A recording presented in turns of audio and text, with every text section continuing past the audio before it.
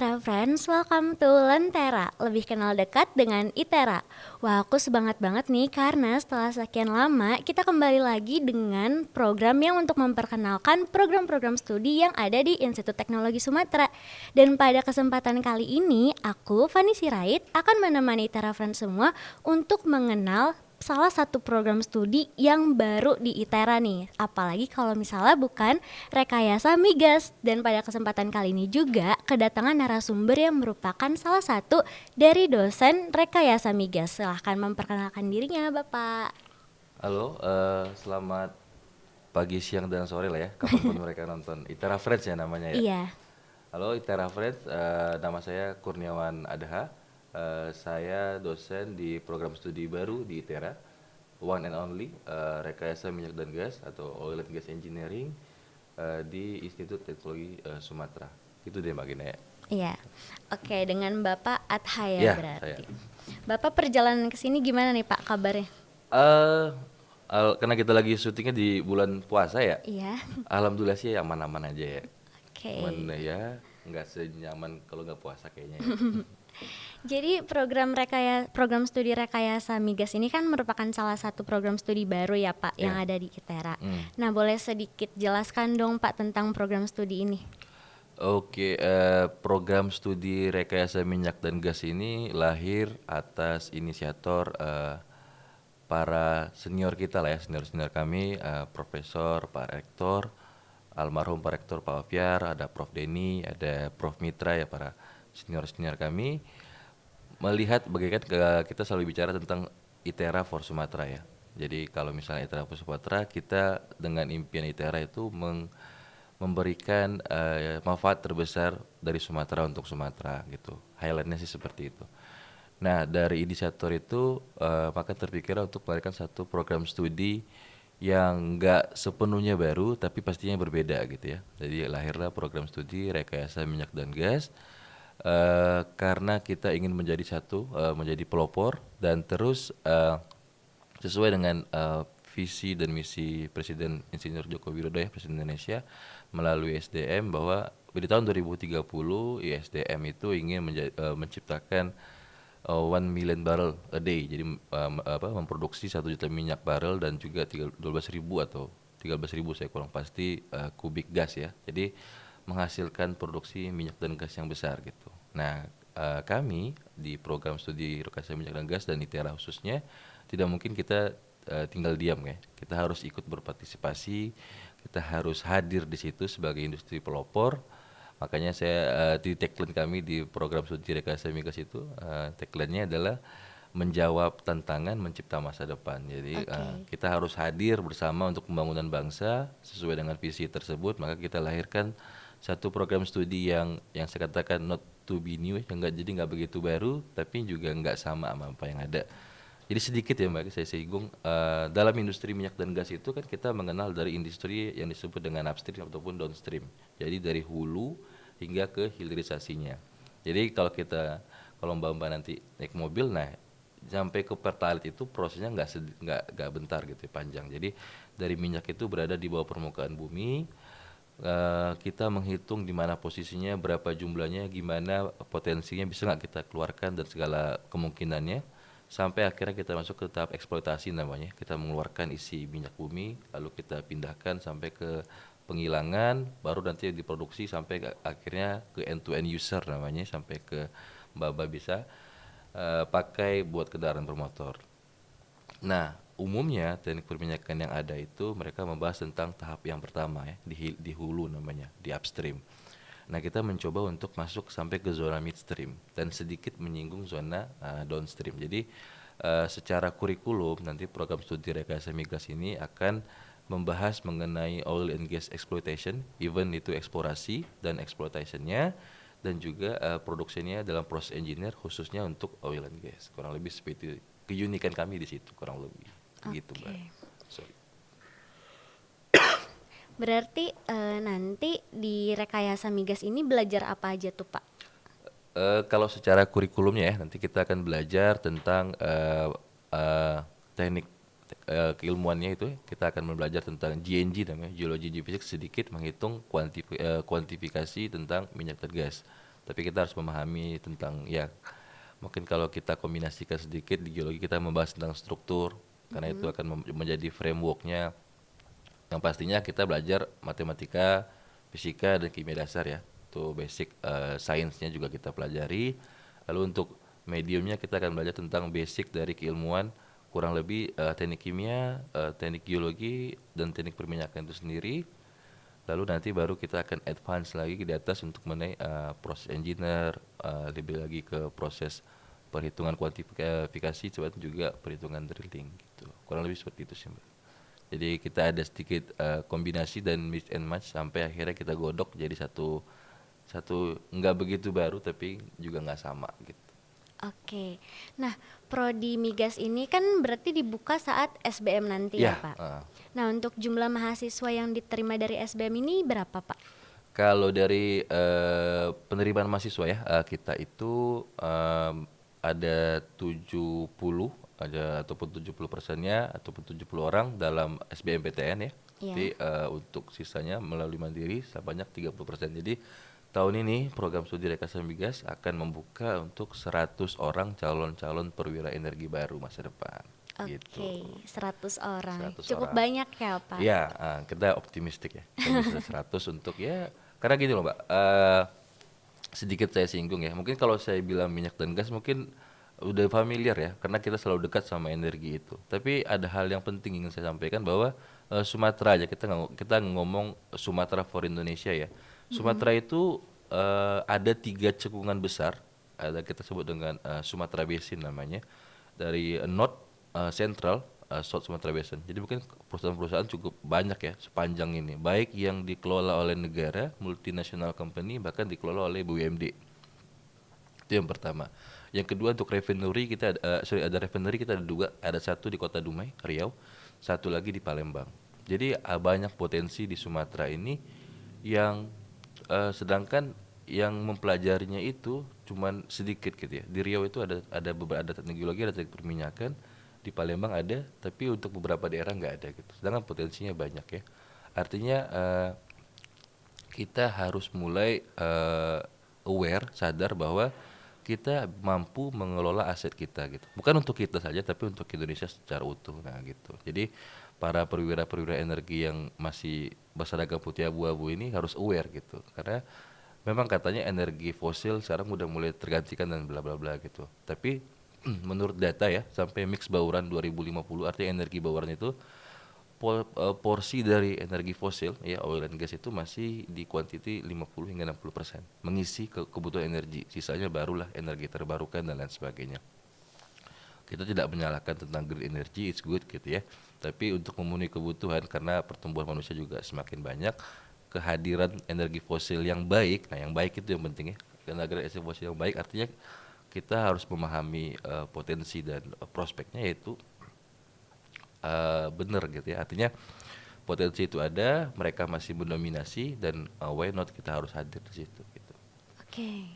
Berarti Tera ini akan menciptakan SDM-SDM yang unggul ya, Nah, Pak? tentunya itu harapan kita karena kita akan melahirkan perwira-perwira energi ya, selalu semuanya perwira-perwira energi yang compatible. Bukan hanya untuk Sumatera tapi dia masih mampu bersaing secara global. Oke. Nah, selanjutnya untuk fasilitas apa aja sih, Pak, yang dimiliki oleh program studi migas yang bisa dipakai oleh mahasiswa nanti?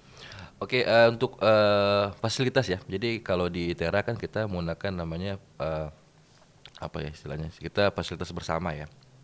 Artinya karena kampus kita kampus teknik, jadi ada banyak laboratorium yang saling bersinggungan ataupun looping ya, saling interloop seperti itu. Jadi so far kita ada lab geotek, mungkin Mbak ya tahu deh labnya sudah cukup Iya, lengkap tahu. ya. Itu juga rekan-rekan kalau mau hadir mau lihat juga banyak. Cuman kita ada dua lab besar yang lagi on progress, ini lagi on progress, lagi kita persiapkan. Pertama adalah lab drilling, yang kedua adalah lab process engineer, lab processing ya, ataupun penyulingan gitu. Jadi nanti kita kan secara kelompok ilmuwan itu ada dua kelompok ilmuwan besar. Pertama itu namanya eksplorasi dan eksploitasi gitu ya. Jadi kita mengukur, menghitung jumlah kuantifikasi minyak dan kita membuat strategi desain bagaimana cara mengeluarkannya. Dan akan ada lab drilling di situ sama lab reservoir simulasi di situ. Nah, kakak yang kedua atau kelompok ilmuwan yang kedua, kita akan punya namanya adalah refinery dan distribusi. Nah, situ nanti akan membahas mengenai bagaimana cara melakukan penyulingan dan lain sebagainya, mempelajari itu, lalu juga mungkin akan ada inovasi-inovasi terhadap energi-energi katalis dan lain sebagainya.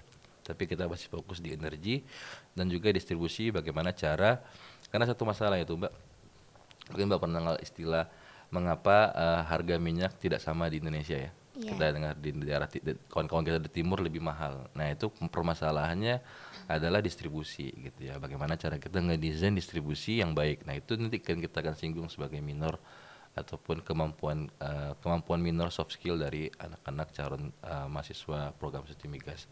Nah, balik lagi ke pertanyaan Mbak tadi. Nah, untuk memenuhi unsur yang kita ingin ciptakan tadi, kita sudah ada beberapa lab, ya pernah lab geologi bisa kita pakai untuk menghitung reservoir namanya ya, untuk menghitung reservoir. Kita ada lab simulasi, kita lagi on progress di lab drilling ya, kita lagi mencoba untuk menyusun lagi request, lagi pengadaan dan sebagainya untuk lab drilling. Jadi mudah-mudahan kan kalau kita konsepnya di LTPB nanti kan mereka akan belajar dasar dulu ya. Jadi mudah-mudahan ketika nanti rekan-rekan itu siap untuk masuk ke prodi migas, insya Allah lab kita udah ready. Tapi untuk saat ini kita ada beberapa lab software simulation dan reservoir simulasi so far ya. Oke, berarti kalau misalnya di TPB, rekayasa migas ini masuk ke klaster apa ya Pak?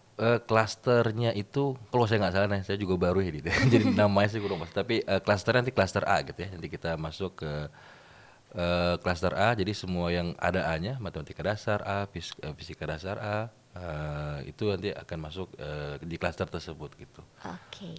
Karena kan memang kita harus nguatin basic science ya. Kita harus nguatin basic science, perhitungan dan lain sebagainya, karena segala approachingnya itu dia akan melangkah dari pendekatan matematik dan fisika dan kimia sebagainya gitu. Jadi kalau kita strong di fundamentalnya, ya ibaratnya kita bangun rumah, kalau pondasinya udah kuat mah mau 3 tingkat 4 tingkat mah ayo gitu ya. Tapi kalau misalnya pondasinya udah lemah, ntar kalau mau baru tingkat kedua ada roboh kan sayang gitu. Oke, berarti untuk kedepannya migas ini akan lebih banyak praktikum apa teori nih Pak?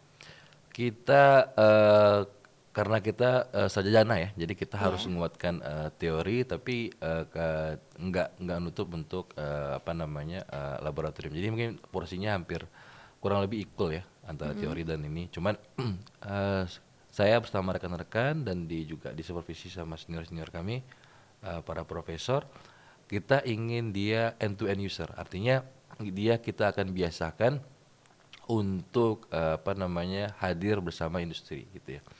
Jadi kita memberikan keilmuan secara fundamentalnya kepada rekan-rekan kita, calon-calon perwira energi ini, untuk mereka membiasakan dirinya, mereka harus join gitu ya. Istilahnya kalau kita main bola atau main basket, pelatih cuma ngelatih, tapi kita harus ada latih tanding biar kita makin paham gitu ya, makin tahu caranya. Karena misalnya kalau pelatih bilang shoot itu caranya begini, bolanya harus ngelengkung, tapi kalau nggak ditembak-tembak mah nggak nyampe-nyampe gitu ya. Nah, jadi kita udah ngedesain. Jadi kalau misalnya desain yang kita buat saat ini, kita ada 3 program unggulan akan kita share nanti. Kalau pertama itu adalah sertifikat pendamping kompetensi.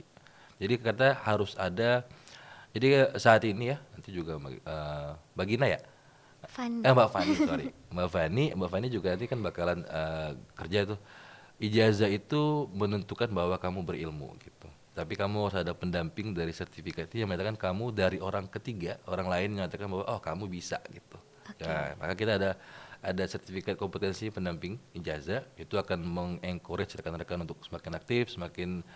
Jadi perbedaannya nanti bakal ada di situ. Karena dosen ibaratnya orang tua ngasihnya sama ke anaknya, ya kan ya. Tinggal anaknya dia mau lebih rajin atau enggak gitu. Sama kayak atlet ya, kan selalu tuh bilang kenapa Cristiano Ronaldo itu jago mainnya. Nah itu karena ketika pelatihnya udah suruh istirahat dia masih latihan gitu. Nah di situ ntar bakal beda. Tapi kita menyediakan fasilitas itu. Karena Ronaldo kalau main di lapangan becek nggak jadi main bola dia kan. Tapi harus ada fasilitasnya kan ya. Karena dia mainnya di MU makanya jago. Kalau mainnya di kampung nggak jadi pemain bola gitu kan. Itu yang pertama. Yang kedua kita akan ada program mentoring namanya. Kita menyadari bahwa kita perlu terus membangkitkan semangat dari industri itu agar mereka melek, mereka sadar dan pasti ada relasi gitu ya. Istilahnya kalau ibarat selling point kita lempar terus mereka ke industri sampai mungkin industri oh mereka kompatibel baru mereka bisa tarik. Maka kita lagi nyusun program nanti kita akan selalu berkala ya mentoring namanya. Jadi mentoring itu kita lebih pengen kalau misalnya KP itu kan sifatnya individual ya ataupun itu magang KP ataupun tesis ya ataupun skripsi sorry. Nah kita bikin program namanya mentoring. Jadi industrial mentoring. Jadi saya tuh pengennya yang saya susun sama teman-teman itu kita melemparkan mahasiswa ke industri dan diberikan kasus gitu ya, case study. Karena case study itu ketika kita buat case study nanti kita akan mengeluarkan segala keilmuan yang kita punya dan terkadang kita akan mengalami deadlock sehingga kita bermodifikasi dan berimprovisasi sampai kita solving the problem gitu ya. Nah itu dengan real case itu akan mematangkan mereka, harapan kami sih seperti itu pengalaman saya juga seperti itu gitu. Karena ketika saya selesai S1 saya tahu semua teorinya tapi saya bingung gimana mulainya dari mana gitu ya. Tapi ketika kita di mentoring sama orang yang berpengalaman, kalau misalnya ibarat Ronaldo bilang nanti kalau misalnya belok ke kiper yang madep kiri nendang ke kanan ya gitu. Tapi kan kalau misalnya saya ngajarin sampai nendang ke gawang. Nah, nanti baru mentoringnya bantu nih. Kalau dia gelagatnya belok kiri nih, kamu nendang kanan pasti gol. Nah, kurang lebih seperti itu. Nah, yang terakhir itu saya mau buat namanya summer school. Jadi summer school itu harapan kami kita akan berkolaborasi sama kampus-kampus yang ada di luar negeri sih pengennya dan di Indonesia yang besar-besar. Kita ada pertukaran summer exchange gitu ya. Jadi kalau di Eropa namanya summer karena emang biasa di musim summer gitu. Tapi kita ngambil namanya aja, namanya ganti nggak masalah. Cuma konsepnya seperti itu. Jadi kita buat satu kelas training. Jadi kita undang industri, mereka bertukar dengan teman-teman mereka gitu. Kita opening, ada yang kampus lain masuk ataupun nanti mungkin bisa kita antar mereka ke Arab sana, ke Qatar atau ke Perancis sana gitu. Akhir mereka makin semangat buat itu. Nah, tiga program itu saya dan teman-teman selalu pengen gaungkan itu. Kami tahu itu nggak bakalan mudah, tapi kami yakin kita bisa gitu. Jadi tiga program itu akan kami tawarkan karena seperti saya katakan ibarat satu klub ya, kami hanya menyediakan fasilitasnya ya agar anak-anak itu paling tidak dia akan ada semangat untuk bergerak gitu Mbak. Oke, Bapak kayaknya suka sepak bola banget nih ya Pak. Ya, saya suka olahraga. Semua olahraga sih saya suka, yang sifatnya games ya. Mantap. Berarti untuk selanjutnya prospek kerja dari Rekayasa Migas ini apa aja ya Pak? Oke, kalau kita bicara jurus kuliah pasti pengen tahu ya prospek kerjanya apa gitu ya. Benar. Seperti yang saya katakan, industri minyak itu sudah sangat rapat sama kita ya. Mungkin saya asal dari Riau gitu ya. Jadi saya lihat gimana perkembangan kok tiba-tiba ada di pinggir jalan ada kayak pipa angguk gitu. Jadi relate tuh kita dekat buat kita gitu. Jadi kita tahu lah industri minyak dan gas dan itu dulu sangat apa ya sangat seksi gitu karena duitnya begitu. Kalau ada orang kaya itu bapaknya ini juragan minyak katanya kan ya. Pasti kayak gitu ya juragan minyak pasti kaya gitu. Memang ya sangat seksi lah di situ duitnya juga lumayan. Nah tapi kalau kita balik lagi prospek, jadi saya katakan tadi Mbak dalam industri migas kita ada namanya industri hulu hingga hilir gitu ya. Nah kita bermain di antara hilir hingga mid juga menyinggung di downstream itu tadi. Pertama kalau kita sebut nama pekerjaannya kita jadi petroleum engineer ya. Engineer petroleum. Nah, petroleum engineer itu ada dua lagi spesifiknya namanya drilling engineer. Jadi drilling engineer itu mereka yang ngedesain. Pernah nonton Deepwater Horizon nggak? Belum. Oh, belum ya. Jadi kalau kita ada minyak itu berada di bawah permukaan bumi. Nah, yang mendesain untuk mengebor minyak itu buat ke bawah, nah itu drilling engineer. Nah, itu adalah salah satu prospek lulusan dari program studi kita. Yang kedua namanya reservoir engineer. Nah, reservoir engineer ini dia yang menghitung dan mendesain juga. Jadi dia menghitung minyak itu volumenya berapa, berada di mana. Nanti dia yang akan ngasih info ke drilling tadi untuk kita ngedesainnya ke sini ngebornya di sini. Jadi ada di industri apa namanya? Di industri hulu itu atau upstream ada namanya reservoir engineer sama drilling engineer. Yang ketiga ada namanya facilities engineer ya. Engineer facilities gitu ya. Nah, itu berada di antara hulu hingga mid industry. Nah, dari tiga ini itu bisa jadi prospek lulusan kita.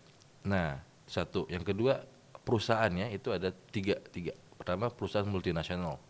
Ya, seperti ada kita Chevron, British Petroleum, Total, perusahaan-perusahaan luar negeri yang ada di Indonesia seperti Shell dulu ya. Yang kedua adalah perusahaan nasional, Pertamina. Siapa yang nggak tahu Pertamina ya? Nah, Pertamina, habis itu ada lagi berbagai macam lah perusahaan-perusahaan dan juga ada perusahaan-perusahaan BUMD. Jadi di Sumatera itu, setahu saya di Aceh ada perusahaan BUMD, di Sumatera Utara juga ada perusahaan BUMD, di Riau juga banyak, di Palembang juga ada. Jadi anak-anak daerah ayo aware gitu. Jangan kalian menjadi penonton saja di negeri sendiri gitu. Jadi banyak itu. Jadi tiga perusahaan, tiga jenis ya, multinasional, nasional, perusahaan daerah, terus juga pekerjaannya yang berbagai macam itu ya. Petroleum engineering juga kita kena belajar refinery, sorry, sorry ya, refinery.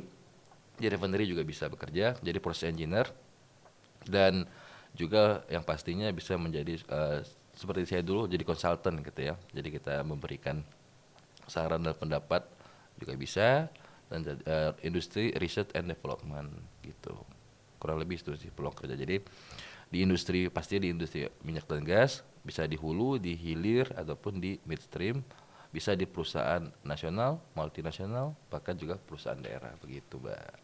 Berarti cukup luas ya Pak prospek Luas, kerjanya. insya Allah ya, karena Iya. memang jadi sedikit ya, memang dulu pernah zaman saya kerja itu 2013 itu oil price itu harga minyak itu hampir 120-an lah ya per barel. Jadi satu drum minyak itu harganya 120 USD.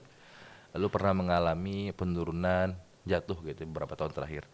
Tapi sekarang udah mulai naik lagi. Sekarang juga udah hampir 100-an lebih ya. Tapi mereka pernah di zona nyaman beberapa tahun terakhir di 80 70. Nah, jadi kalau kata orang industrinya udah mulai sunset, tapi bagi saya sih potensi itu masih ada gitu. Dan harganya juga tetap relatif menaik. Jadi kalau prospek kerjanya nggak ngedahuluin Tuhan ya, tapi insya Allah mah baik gitu.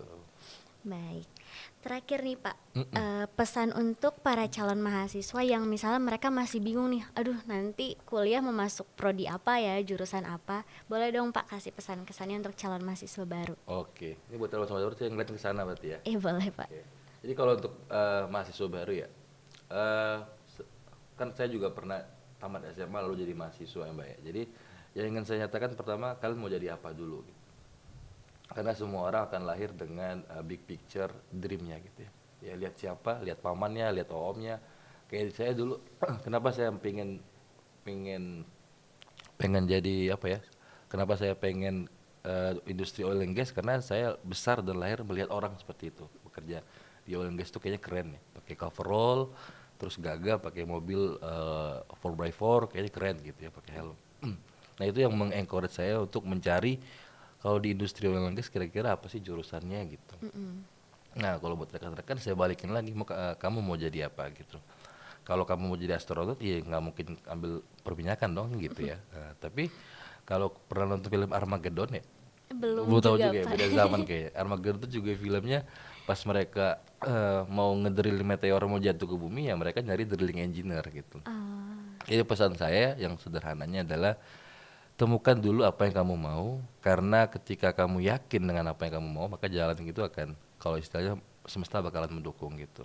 Nah apa dulu yang kita, karena dunia sekarang udah nggak seperti saya dulu lah. Saya dulu mungkin udah masuk, saya itu peralihan antara gadget masuk, internet masuk, dan juga kami pernah bermain di zaman yang belum ada masih Game Boy gitu ya. Jadi informasi itu antara nanggung-nanggung deh, tahu nggak taunya. Tapi sekarang itu informasi luas, tinggal dicari mau jadi apa, mau kerja di mana, kira-kira perlunya industri apa gitu ya. Apa yang dicari sama mereka nanti itu yang harus kalian tekunkan gitu. Nah, selalu kalau saya pribadi kan orang bilang looking for your passion gitu ya. Kalau saya sih hope sih kalau saya. Kalau saya berharap. lebih percaya kepada hope, bukan bukan passion. Jadi ketika ada harapan hidup di dalam diri kita, apapun bisa kita kerjain gitu.